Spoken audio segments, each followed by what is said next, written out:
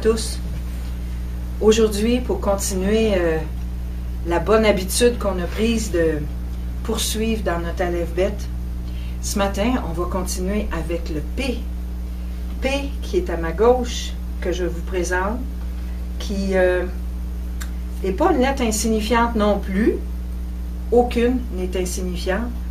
Elle est la 17e lettre de l'Aleph Bet. 17e. Après le Aïn qu'on a vu la semaine passée. Et le Aïn ne peut pas vraiment se dissocier du P qui la suit. Parce que P représente la bouche. Et comme on se souvient que la 16e lettre Aïn représentait l'œil, mais aussi la compréhension, la vision intérieure, P, la 17e, devient l'explosion de ce qui a été compris à l'intérieur. Donc, Aïn, la 16e lettre, était, si je peux m'exprimer de même, l'insight, l'introspection des choses, alors que le P est l'extrospection des choses, c'est-à-dire que c'est de la compréhension profonde des choses à l'intérieur que va ressurgir, va exploser. On souhaite que ce soit la vérité et non pas des faussetés. P signifie bouche, signifie aussi consommer ou manger, et dans un sens plus spirituel, avoir faim de la parole de Dieu et s'en nourrir. Et sa valeur numérique est 80. La lettre P, elle s'appelle P, mais elle se prononce P quand on l'écrit avec un dagesh à l'intérieur. Le petit point s'appelle un dagesh. Et c'est ce même point qu'on a vu pour le Beit, qui se prononçait B quand le dagesh est à l'intérieur, et qui se prononçait V quand il n'y a pas de dagesh à l'intérieur. Bien, ce même phénomène va se reproduire avec le P. Quand le dagesh est à l'intérieur, le son qui en sort, c'est P. Quand il n'y a pas de dagesh à l'intérieur, le son qui en sort, c'est F. Donc, un son doux ou un son plus dur, plus appuyé quand le dagesh est à l'intérieur. C'est important de connaître les noms des phénomènes grammaticaux en hébreu aussi, parce que quand on partage dans un petit groupe et qu'on étudie la parole, on doit être capable de reconnaître le nom des voyelles ou des phénomènes comme celui-là qui s'appelle le dagesh ou le shewa. Bref, c'est intéressant de s'intéresser aussi à la nomenclature de ces phénomènes-là pour bien se comprendre tous et toutes. La bouche, donc, qui est représentée par la lettre P, c'est pas un hasard, elle suit l'œil.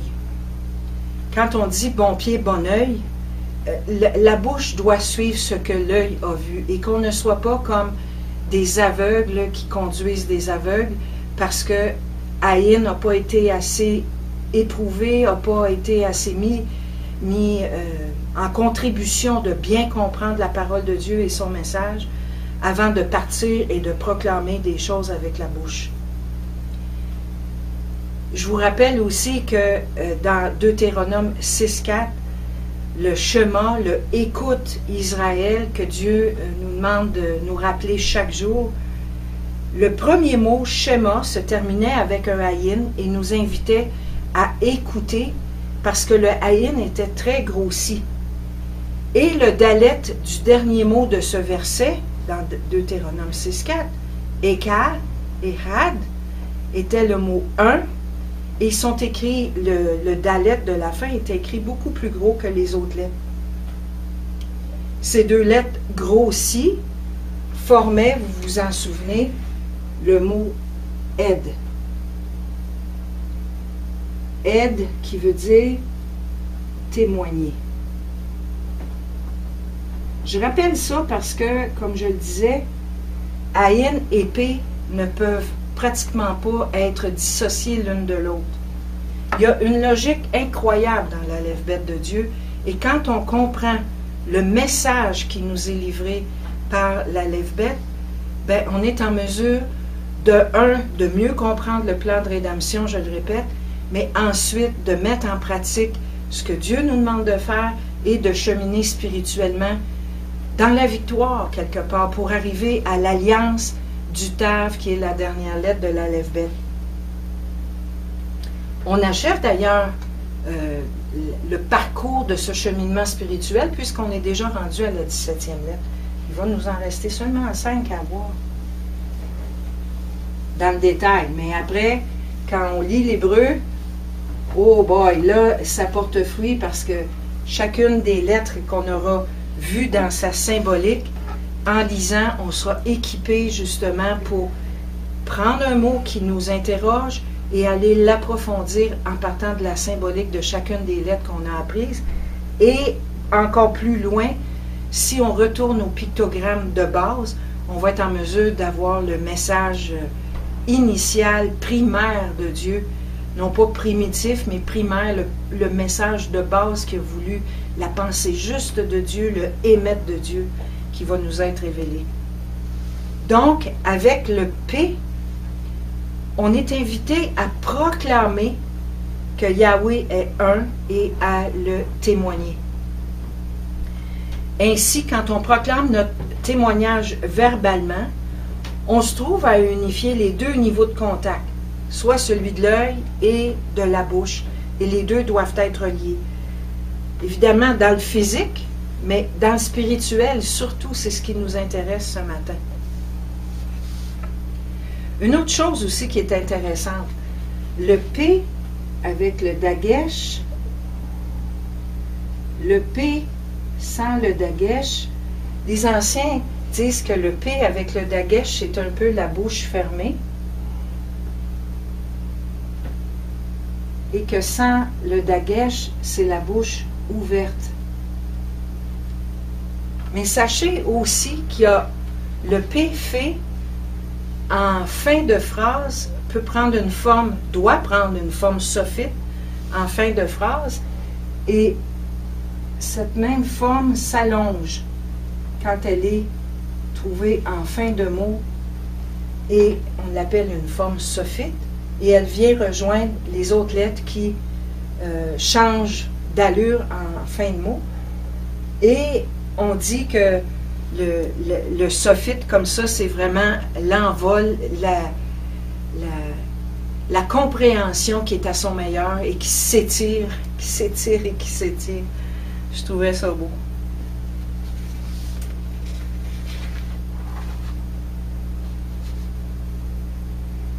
Le mot P, parce que les lettres peuvent s'épeler en hébreu, le mot P s'écrit P, et vous l'aurez deviné, Aleph. C'est intéressant quand on pense que la puissance du P est à son plus haut niveau quand la bouche exprime la vérité et la grâce de la Torah.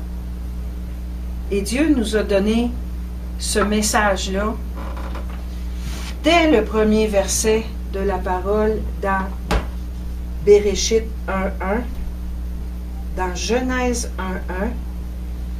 La première lettre qui est là, c'est un Beit. Et Ayin nous avait donné l'instruction de comprendre les choses de Dieu. Le Beit se retrouve à l'intérieur du P qui débute le mot P et qui est suivi du mot Aleph. La lettre Beit, je ne sais pas si vous la voyez bien ici. Si vous regardez la contre-image, je dirais comment on appelle le relief ou l'envers de la lettre P, ici, si vous suivez le tracé de mon doigt, vous voyez bien la lettre Beit. Et Bereshit, c'était la parole de Dieu qui créait le monde. C'était au commencement l'ADN de la création qui faisait que la parole créait, d'où l'expression « la parole crée ». Béréchit, au commencement, c'est la parole, c'est le émet, on l'a vu, le émet de Dieu avec le même et le tav. Le émet de Dieu, la vérité de Dieu qui a été exprimée dès le début, dès le tout commencement. Et c'était l'initiale de Béréchit qui se retrouvait dans la lettre P, qui se trouvait être la bouche de Dieu, si on peut dire. Dieu est esprit. On imagine difficilement que Dieu a une bouche au sens où nous, on en a une, mais la parole de Dieu était déjà à l'intérieur du Béréchit. P nous invite donc à parler comme Dieu l'a fait, mais avec le insight, avec l'intérieur de la compréhension profonde du Hayin avant de parler. C'est important de comprendre les choses avant de parler. Écouter et obéir avant d'enseigner aussi les autres. Souvent, on voit des modèles, j'appelle ça, moi, de l'idolâtrie de ministère. Je veux partir avec mon ministère et évangéliser le monde parce que Dieu l'a dit. Oh là là, un instant. Dieu veut qu'on évangélise, mais à partir de l'exemple qu'on est, à partir de la lumière qu'on dégage. Et la lumière vient du Hayin, vient de la compréhension qu'on a des choses de Dieu.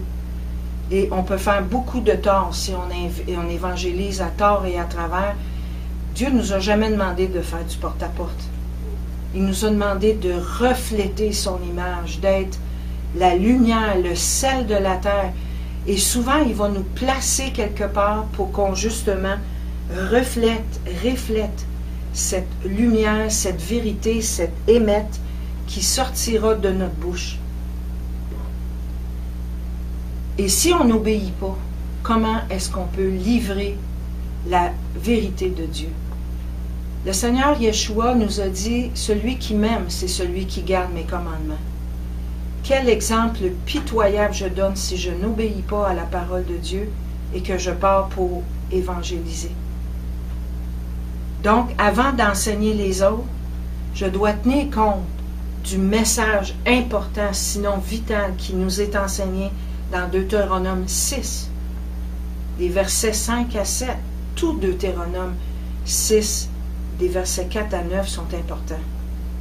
Mais Dieu nous dit, tu aimeras Yahweh, ton Dieu, de tout ton cœur, de toute ton âme et de toute ta force. On pourrait aussi traduire de tous tes moyens. Et ces paroles que je te donne aujourd'hui seront dans ton cœur. Tu les inculqueras. Quand on étudie Shema Israël en hébreu, inculquer veut dire d'une façon concrète, enseigner en répétant et en donnant l'exemple. Le mot qui est là, enseigner, inculquer, c'est vraiment cette notion de répéter, répéter et répéter, mais en étant nous-mêmes fondamentalement liés à ce que Dieu nous a demandé d'être et non pas faire semblant. Alors tu les inculqueras à tes fils, à tes enfants, et tu en parleras, justement là où la parole doit intervenir, tu en parleras quand tu seras dans ta maison, quand tu iras en voyage, quand tu te coucheras et quand tu te lèveras. Si on résume un peu ces 4 situations-là, autrement dit, tu les inculqueras à tes enfants, non pas seulement nos enfants biologiques, mais les personnes que Dieu met autour de nous, tu le montreras en répétant et en donnant l'exemple à tes enfants, à ta famille spirituelle, aux gens que je mets autour de toi, et tu en parleras en toute occasion. Si je regarde quand tu seras dans ta maison, ça veut dire quand je suis chez nous, dans mon foyer, à faire mes choses quotidiennes, quand tu iras en voyage, quand tu seras à l'extérieur, quand tu te promèneras, quand tu chemineras Là aussi, en hébreu, ça a une saveur un petit peu différente d'aller en voyage. Quand tu chemineras dans ta vie, tout au cours de ta vie, tu inculqueras autour de toi, tu enseigneras par ce que tu représentes, par ce que tu reflètes. Ce sera pour toi comme un signe sur ta main. Autrement dit, dans tout ce que tu fais, ce sera comme un signe que tu m'appartiens, que tu es à moi et que tu observes mes commandements. Et comme un rappel entre tes yeux, tu te souviendras, entre les yeux, j'ai l'impression que c'est le cerveau qui est là, hein? Quelque part dans notre tête. Rappelle-toi dans ta tête, dans ton esprit, rappelle-toi ces choses, afin que la loi de l'Éternel soit dans ta bouche, afin que la loi, les instructions, le mot loi, c'est le mot instruction qui est là, afin que les instructions de l'Éternel soient dans ta bouche. Car c'est d'une main puissante que l'Éternel t'a fait sortir d'Égypte. Dans Exode 13 au verset 9. Dieu est bon, il nous rappelle comment il nous aime avant de nous demander d'observer même ses commandements dans Exode 13. Il dit, rappelle-toi que je t'ai fait sortir, certains vont dire de l'enfer, mais l'Égypte, c'était l'esclavage, c'était ma vie de péché, éloignée de Dieu, éloignée de lui, et il m'a tellement aimé que quelque part, il m'a fait sortir de cette Égypte-là. Et il me dit, souviens-toi de tout ça, parce qu'on est oublieux, les êtres humains. Il y a un temps aussi pour parler et un temps pour se taire. Il y a un adage qui dit, la parole est d'argent, mais le silence est d'or. Mais la Bible nous enseigne ces choses à cause de émettre, à cause de la vérité. Dans Proverbes, au chapitre 9, au verset 8, on dit, ne reprends pas le moqueur, de crainte qu'il ne te haïsse. Reprends le sage, et il t'aimera. Souvent, ici dans le ministère qu'on a, que Dieu nous a donné, des personnes sont venues, mais parlaient avant que le haïm ait compris profondément à l'intérieur. Et ce qu'on a remarqué au fil des années, c'est que ces personnes étaient difficilement enseignables. Non pas que étaient rebelles à nos enseignements, c'est pas ça qui est important, mais ce qui est le plus triste, c'est qu'elles étaient rebelles à l'enseignement de l'Esprit Saint, à l'enseignement de Dieu. Et comme mon frère dit souvent, ce n'est pas contre nous, les humains, qu'on pêche. Bien sûr, il y a des conséquences à nos péchés, mais c'est toujours contre Dieu qu'on pêche. Dans Proverbe 23, le verset 9 dit, « Ne parle pas aux oreilles de l'insensé, car il méprise le bon sens de tes discours. » Parfois, je pensais que c'était à cause de moi, je devais avoir dit quelque chose. Non, la personne méprise le bon sens même de Dieu, conteste la vérité qui est là. Dans Psaume 51, au verset 15, David supplie, « Seigneur, ouvre mes lèvres et ma bouche, paix, proclamera ta louange. » Que ce soit le Seigneur qui ouvre nos bouches pour louer, pour adorer en esprit et en vérité. Ça aussi, la louange a été mal comprise et c'est devenu une business très lucrative que la louange chrétienne, alors que le Seigneur, tout simplement pour l'adorer, souhaite qu'on ouvre nos bouches, que ce soit lui qui l'ouvre pour proclamer son nom, son vrai nom, Yahweh, et qu'on l'adore à travers ce qu'il est, et non pas dans des musiques ou des chansons qui proclament le je, le moi, le regarder comment je suis bon ou comment je suis beau. Ce n'est là que de la religion.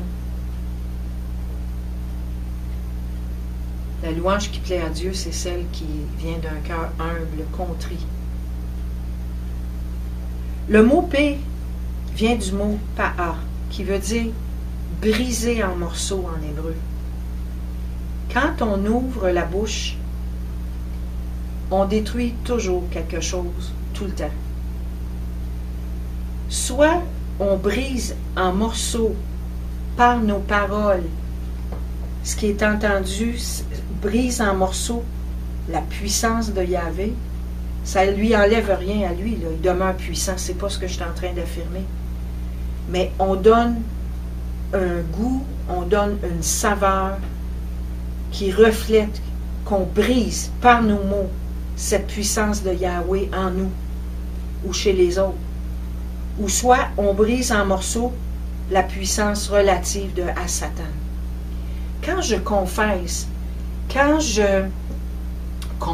le nom de Dieu, quand j'accueille des pensées de beauté, de bonté qui viennent de la vérité du émet de Yahvé, je brise la puissance de l'ennemi. De toute façon, il a déjà été livré en spectacle par la mort de Yeshua, par sa résurrection. La mort a été vaincue. C'est cette puissance-là qui est brisée à nouveau par ma bouche si je proclame les choses de Yahvé. Et attention à ce que je dis. Souvent, les paroles, les mots que je dis créent des choses et encouragent le royaume de Satan plutôt que le royaume de Dieu sur terre. Parce que la parole crée, on l'oublie trop souvent. Soit donc on reproduit les pensées puis les paroles de Dieu en bénissant, en encourageant, en aimant, ou soit on reproduit les pensées et les paroles de l'ennemi en critiquant, en maudissant, en mentant ou en haïssant. Les paroles qui viennent de l'arbre de vie viennent d'un cœur bien disposé qui mange à satiété dans l'arbre de vie. Mais quand on médit ou que l'on calomnie quelqu'un, bibliquement parlant, c'est appelé un meurtre. Pourquoi? Parce qu'on brise la personne en morceaux dans le monde spirituel. En détruisant la réputation d'autrui, on commet un meurtre. Parce qu'on peut commettre un meurtre en action, mais on oublie trop souvent les meurtres que l'on commet en pensée ou en parole. Donnons, je nous invite à donner et à répandre plutôt la miséricorde et la grâce qui nous viennent de Yeshua. Il faut prendre garde à ce que notre bouche dit. Des fois, on n'y pense pas assez, on n'est pas assez alerte et vigilant par rapport à ce que notre bouche dit. Il vaut souvent mieux se taire que de parler. En fait, un mot de bonté peut sauver une vie, alors qu'un mot méchant peut tuer. On pense à des paroles qui ont été dites dans la petite enfance à des enfants et qui ont meurtri ou qui ont tellement brisé en morceaux le cœur de l'enfant que quelque part l'ennemi en a profité pour faire grandir l'odeur de mort et tout au cours de la petite enfance, de l'adolescence et de la vie adulte, il y a une espèce de cancer de l'âme qui s'est installé là et que seul Yahvé, par Yeshua, peut guérir. On est invité à ne pas parler sur quelqu'un tant qu'on ne voit pas cette personne comme Dieu la voit. On est invité à parler à quelqu'un, mais pas sur quelqu'un. Dans Malachie, au chapitre 2, au verset 6, il est dit, une loi véridique était dans sa bouche, P, et la fraude ne s'est pas trouvée sur ses lèvres. Il a marché avec moi dans la paix et dans la droiture, et il a détourné du mal beaucoup d'hommes. Quelle belle exhortation! Que la fraude ne se trouve pas sur nos lèvres, que les instructions, que la vérité de Dieu se trouve dans notre bouche. Au psaume 37, il est proclamé, la bouche, encore une fois, c'est le mot P qui est là, la bouche du juste exprime la sagesse et sa langue proclame le droit. On sait aussi comment la langue, je crois que c'est dans Jacques, où la langue est, il y a un enseignement merveilleux qui nous dit que la langue est un petit outil, c'est peut-être le plus petit des membres de tout notre corps, mais comment il peut être destructrice. On est invité à la mettre en bride, cette langue-là. Encore une fois, comme à travers chacune des lettres de l'alphabet, la lettre P n'échappe pas aux 8 débuts de versets du psaume 119, au verset 129 à 136. Et j'aimerais encore une fois vous faire la lecture de ces 8 versets-là, parce que vous allez encore voir le lien qu'il y a entre l'œil et la bouche, entre Ayin et P. Psaume 119, verset 129, commence par « Tes préceptes sont merveilleux, c'est pourquoi mon âme les garde. La révélation de tes paroles est claire. Elle donne de l'intelligence aux simples. J'ouvre la bouche, et c'est le mot P qui est là. J'ouvre la bouche et je soupire, car je suis avide de tes commandements. Tourne-toi vers moi et fais-moi grâce, selon ta coutume à l'égard de ceux qui aiment ton nom. Affermis mes pas dans ta promesse, et ne laisse aucune injustice dominer sur moi. Libère-moi de l'oppression des hommes, afin que j'observe tes statuts. Fais briller ta face sur ton serviteur, et enseigne-moi tes prescriptions. Le mot face qui est là, c'est le mot panaï. Panaï qui veut dire face, qui est au pluriel, mais ta présence, fais briller ta présence sur ton serviteur, et enseigne-moi tes prescriptions. Mes yeux répandent des torrents d'eau, parce qu'on n'observe pas ta loi. Encore une fois, mes yeux Ayin P qui sont interreliés. C'est spécial que Dieu ait placé le Ayin et le P côte à côte. Ils sont côte à côte dans notre visage, puis il les a mis côte à côte dans l'alphabet. C'est merveilleux ce qui nous est enseigné à travers des choses qui peuvent apparaître anodines, mais qui sont porteuses d'un message incroyable. Et quand on le met en pratique et qu'on goûte aux bénédictions de Dieu, c'est comme un beau cercle de bénédiction, un beau cycle de bénédiction qui s'installe.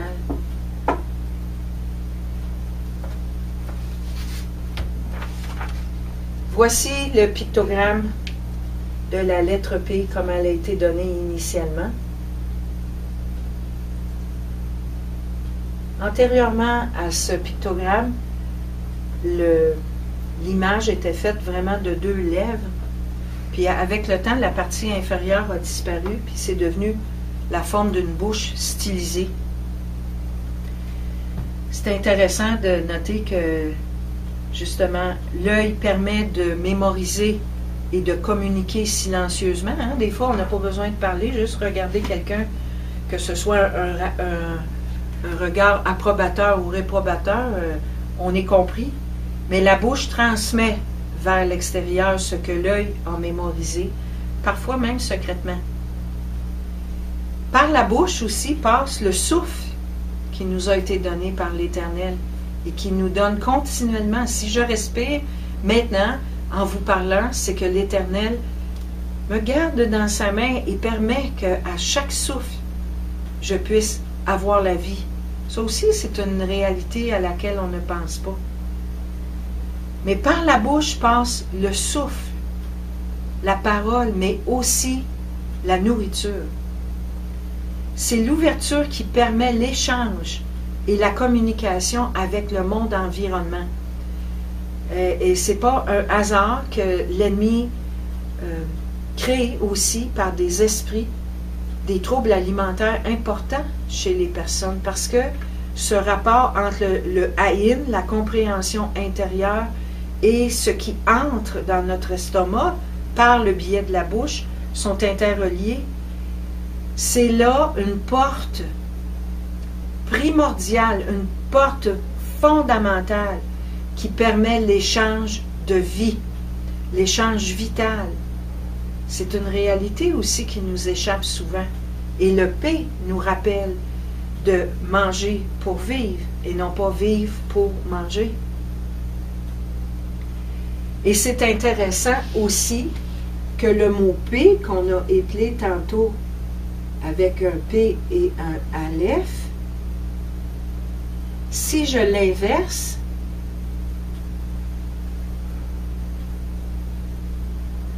j'aurai le mot Af sans le dagesh, ici au centre, sans le petit point au centre. Il se prononcera Af. Et Af, imaginez-vous donc que c'est le nez. Ces deux organes, la bouche et le nez, permettent la circulation de l'air. Il s'agit, il nous arrive parfois d'avoir un bon rhume ou une bonne grippe pour avoir le nez bouché. Et c'est là qu'on se rend compte que la bouche travaille doublement parce qu'on va respirer seulement par la bouche et c'est très inconfortable. L'échange vital se fait véritablement œil, nez, bouche. Et les spécialistes de ces organes-là le savent très bien.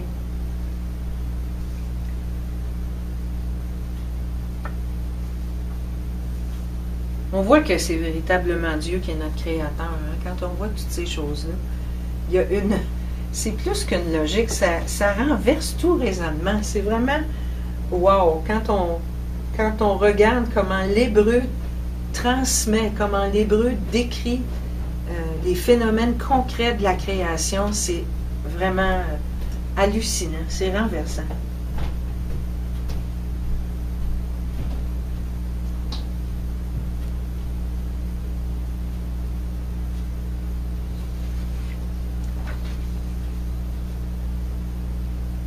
Dans le Tanakh, Yahvé illustre bien l'importance d'être éclairé par l'Esprit Saint avant de parler au nom de Dieu, avant de prophétiser.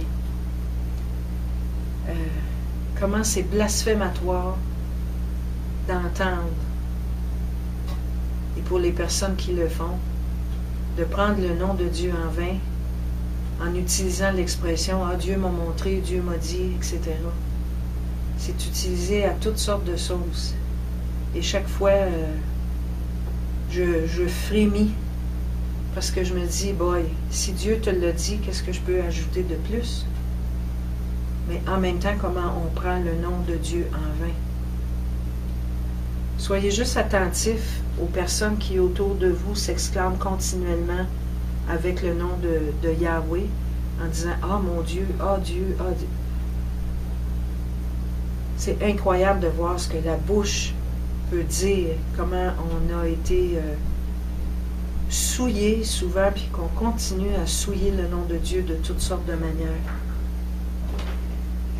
Donc, comme je disais, dans le Tanakh, Yahweh illustre l'importance d'être éclairé véritablement en vérité par l'Esprit Saint et ne pas confondre ce que la chair désire pour parler au nom de Yahweh, au nom de Dieu. Dans le livre des Lamentations, on trouve cette illustration-là. Dans le premier chapitre des Lamentations, du livre des Lamentations dans la Bible, il y a 22 versets qui sont un acrostiche, encore une fois, de l'Aleph-Bet. Il y a plusieurs endroits où dans la parole, les débuts de versets commencent par les lettres de l'Aleph-Bet en ordre. Tour à tour, chacun des 22 versets de ce chapitre-là. Lamentation 2, le deuxième chapitre, comporte aussi 22 versets, mais les versets 16 et 17, qui sont les lettres Ayin et P dans l'ordre, sont inversés. On l'avait vu ce phénomène-là dans d'autres lettres, entre autres pour Ayin et pour Noun. Qu'est-ce que le maître veut faire ressortir quand il demande à celui qui l'a inspiré d'écrire ainsi? C'est pas un hasard. Si je lis le verset 16, j'aurai tous tes ennemis ouvrent la bouche, c'est P, contre toi. Ils sifflent, ils grincent des dents. Ils disent, nous l'avons englouti. C'est bien le jour que nous espérions. Nous l'avons atteint, nous le voyons. Et ce verset 16 représente les paroles des hommes, le P. Ce que dit la bouche des hommes. D'ailleurs, les hommes disent, ah, on a englouti la ville, on a réussi, on a atteint des choses, les ennemis ont réussi, ils proclament des choses contre toi. La bouche de l'homme se fait aller. Ce verset, donc, commence par un P et précède le verset 17 qui commence, lui, par un ayin. On aurait pu s'attendre à l'inverse, mais c'est un ayin qui est au verset 17. Cet ordre inversé nous montre que c'était là une déclaration faite par les ennemis avant d'avoir saisi la vérité de Dieu. La vérité de Dieu étant dans la compréhension du ayin. Dieu dit, voyez-vous, les hommes ont parlé, ont déclaré des choses, mais ils n'avaient rien compris de la vérité que j'avais dite. Et écoutez bien la vision de Dieu au verset 17 de Lamentation 2.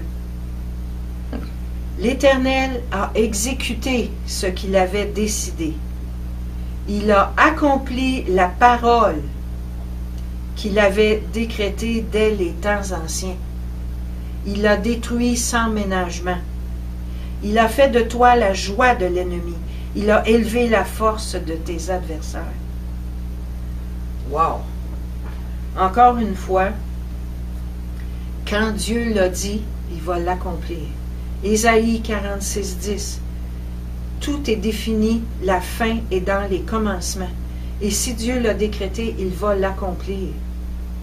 Et ceux qui badinent avec, il y a plusieurs endroits dans la parole où ça dit quelque part que les méchants ou ceux qui sont rebelles à Dieu disent « Ah, ben ton Dieu n'a pas encore agi, on est en 2014, il n'est pas encore revenu. » Malheur à celui qui va se retrouver dans les mains du Dieu vivant.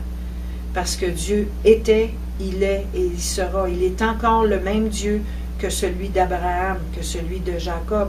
Il est le même qui a ouvert la mer rouge pour faire passer les Hébreux et les sauver des Égyptiens. Et il revient pour régner et il va accomplir toutes les prophéties. D'ailleurs, il y en a un grand nombre qui ont été réalisées mot à mot à l'instant où c'était proclamé, et il y en a encore qui sont à venir, et on n'a rien vu encore. Et on est invité aussi à prendre garde aux faux prophètes, parce que la bouche peut déclarer des choses qui sont fausses. Et faisons attention aux demi-vérités, parce qu'une demi-vérité est un mensonge. Dès qu'il y a un élément de prophétie qui n'est pas réalisé tel que Dieu l'a donné, c'est la preuve que ce n'était pas Dieu qui l'avait donné. Dans Jérémie, au chapitre 14, au verset 14, il est dit, « L'Éternel me dit, c'est la fausseté que prophétisent en mon nom les prophètes. Je ne les ai pas envoyés, je ne leur ai pas donné d'ordre, je ne leur ai point parlé. Ce sont des visions fausses, de la divination et de l'idolâtrie, des tromperies de leur cœur qu'ils vous prophétisent. » La parole est une épée à deux tranchants, c'est le zayin de notre cheminement spirituel, et prenons garde à ce qu'on proclame. Est-ce que véritablement ça vient de notre Elohim? Est-ce que vraiment ça vient du Créateur? Est-ce que vraiment ce qu'on proclame vient de l'Éternel? C'est grave quand on proclame des choses qui ne viennent pas de Dieu. Et celui qui va les proclamer rencontrera la colère de l'Éternel, parce qu'il a prophétisé dans son nom à lui plutôt que dans le nom de Yahweh, s'il a apporté des choses qui sont fausses. Et prenons garde aux pasteurs qui égarent les brebis et qui souillent l'eau dans laquelle les brebis boivent.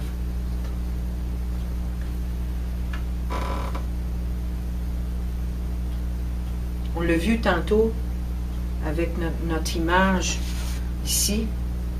La partie blanche, la partie intérieure du P représente la parole de Dieu. Yeshua, on se souvient que le bête, c'est Yeshua, à l'intérieur du P, ici.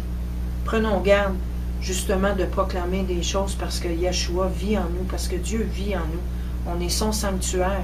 Et que notre bouche soit l'ouverture du temple de Dieu et non pas des souillures de notre chair passée ou actuelle.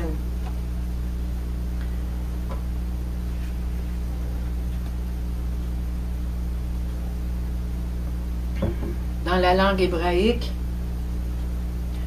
j'énumère souvent des mots, quelques mots que j'ai pigés à droite et à gauche qui commencent par la lettre en question. Alors aujourd'hui, on aura des mots qui vont commencer par la lettre P.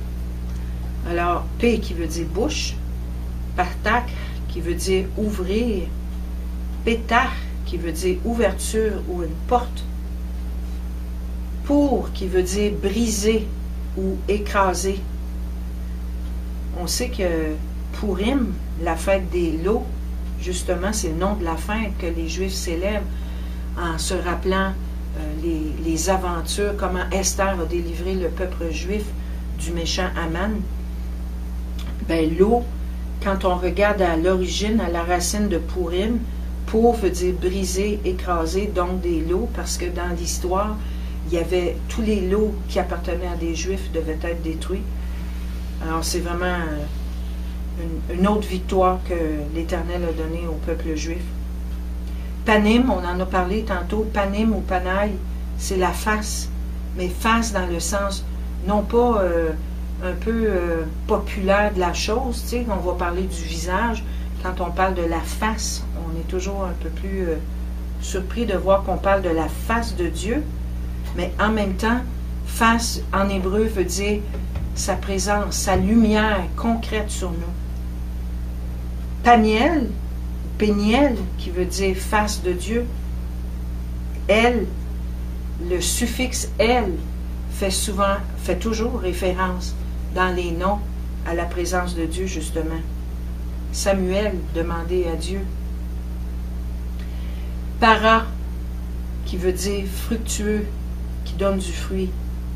La fête de Pessah, Pâques, la Pâque, qui s'écrit P, Samek, Chet.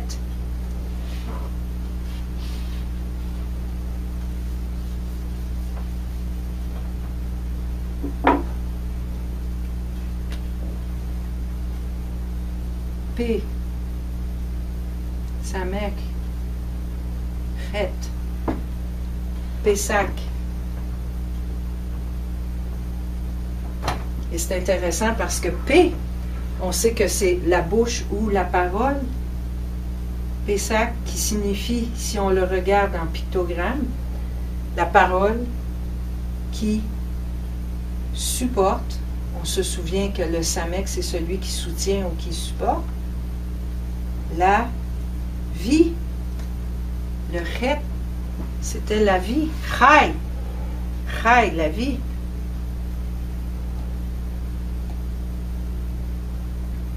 Dieu, par sa parole, a soutenu les Hébreux. Il leur a dit, mettez du sang sur le linteau de vos pas, et l'ange passera par-dessus, vous épargnera. Les premiers-nés des Hébreux ne seront pas tués. Je vais vous supporter pour que vous ayez la vie. Je vais vous sortir de l'Égypte.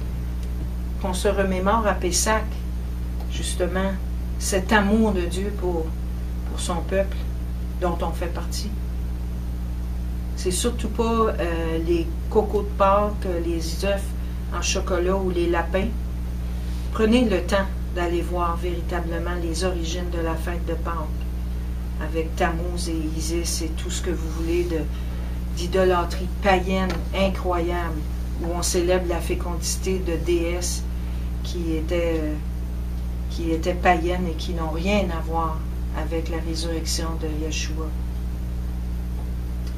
Paratz, qui veut dire crever ou éclater.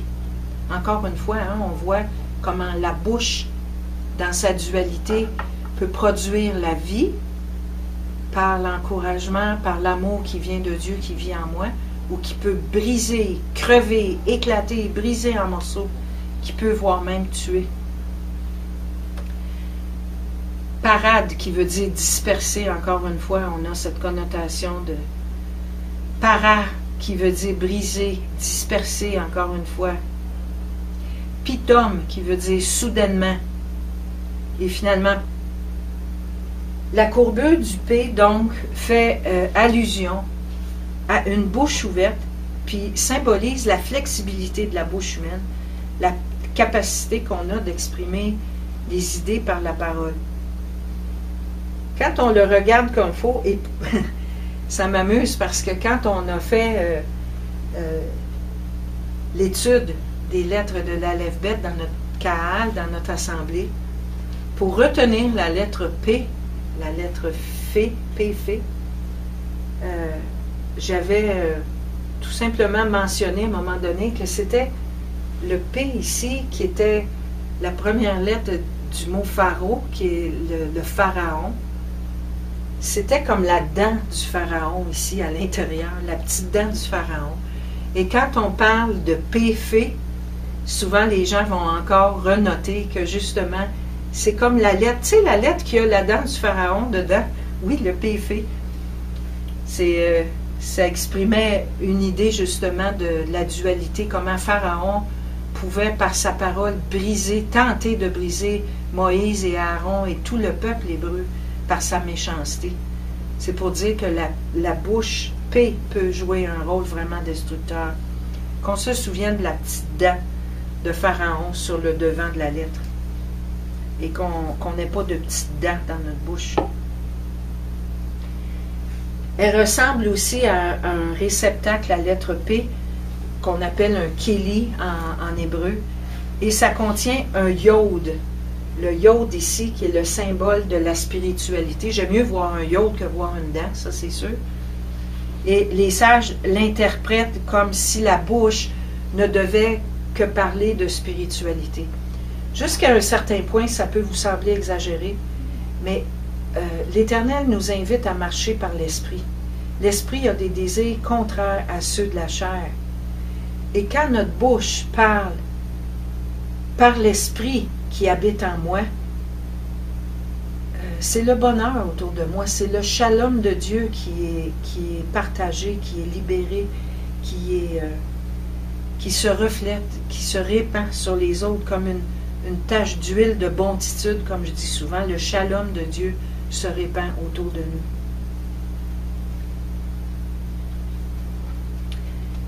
La lettre bête aussi, qui est à l'intérieur du P, ici, qu'elle soit comme une maison, parce qu'on sait que bête c'est une maison, que ce soit comme une maison pour la parole de Dieu, que je sois une maison pour sa parole et que ne sortent de ma bouche que les choses qui viennent de son esprit à lui. Entendre parler Dieu, c'est merveilleux. Comment reconnaître sa voix? S'il est mon berger, si je suis sa brebis, je vais reconnaître sa voix. Si je suis encore dans l'autre royaume, séparé de lui, et que je ne suis pas né de nouveau, je ne reconnaîtrai pas sa voix. Et d'autant plus que de ma bouche ne sortiront pas des paroles de vie, puisque la bouche n'est pas l'entrée ou la sortie de ce temple magnifique qui est une maison pour la parole de Dieu. Notre bouche devrait servir à ça, vous ne trouvez pas? La gématria, la valeur numérique de P est de 80.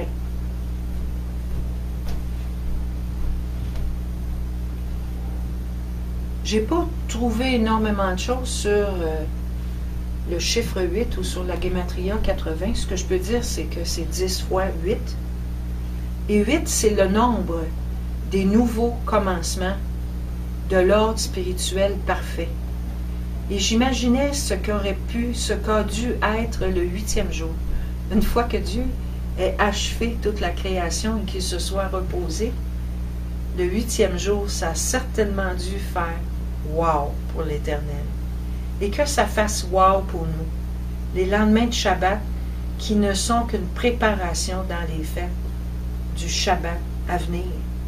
Chaque jour devrait être une préparation pour le 7e jour qui nous est donné dans le repos de notre Éternel. 80, c'est aussi l'ange qu'avait Moïse quand il fut utilisé par Yahweh pour faire sortir d'Égypte le peuple hébreu. C'était vraiment un nouveau commencement pour notre frère Moshe et d'un ordre spirituel parfait parce qu'il préfigurait le rôle de médiateur et d'intercesseur que Yeshua allait prendre, allait avoir pour nous. Et Moïse, à 80 ans, était devenu apte à devenir un aide, un messager de Yahweh pour transmettre la parole de la Torah.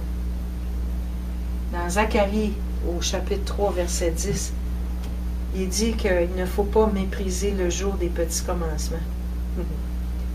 Moïse avait eu un commencement de ministère qui a été difficile.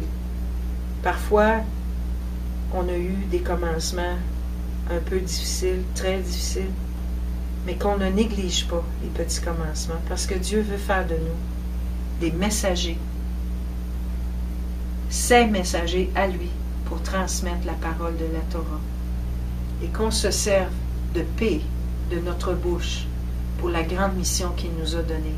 Mais prenons garde de ne pas donner à Aïn et de ne pas donner à nos oreilles dans le écoute, Shema, le rôle qu'elles doivent jouer, que toutes ces parties-là doivent jouer parce qu'elles sont intimement interreliées.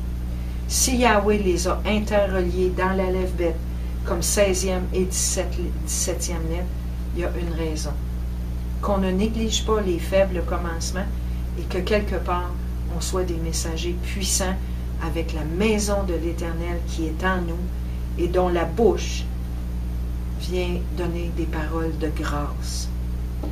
Et c'est sur ces paroles de grâce transmises par ma bouche que je vous quitte aujourd'hui pour mieux revenir avec la prochaine lettre.